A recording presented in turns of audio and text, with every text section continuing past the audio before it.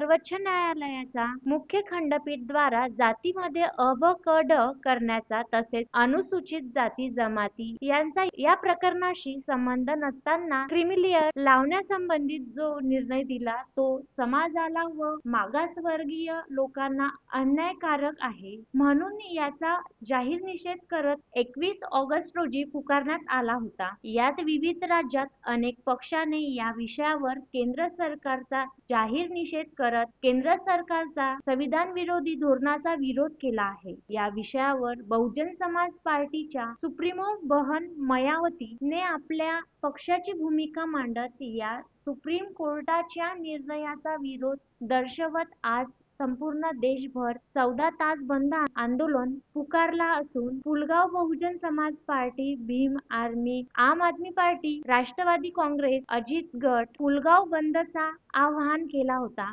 याला उत्तम प्रतिसाद देत पुलगावचा संपूर्ण मार्केट बंद असून बहुजन समाज पार्टी पुलगाव शाखेद्वारा आरक्षण आमच्या हक्काचं नाही कुणाच्या बापाचं अशा घोषणा देत विशाल मोर्चा काढून निषेध दर्शविला आहे. मोर्चाची सुरुवात प्रेरणाभूमी बुद्ध विहार भीमनगर येथून करण्यात आली असून मोर्चा बस स्टँड चौक, स्टेशन चौक, महावीर चौक, पंडित दीनदयाल चौक, भगतसिंग चौक मार्गाने पुन्हा बुद्ध विहार येथे पोहोचला व तेथे अन्य मान्यवर नेते मंडळीने आपल्या भाषणातून केंद्र सरकारचा निषेध केला. यावेळी मोठ्या संख्येने आंबेडकरी बांधव उपस्थित होते. या बंद मध्ये औषध, भाजी विक्रेत्यांना सूट देण्यात आली होती. Santosh Deshmukh, the sting operation news, Wardha.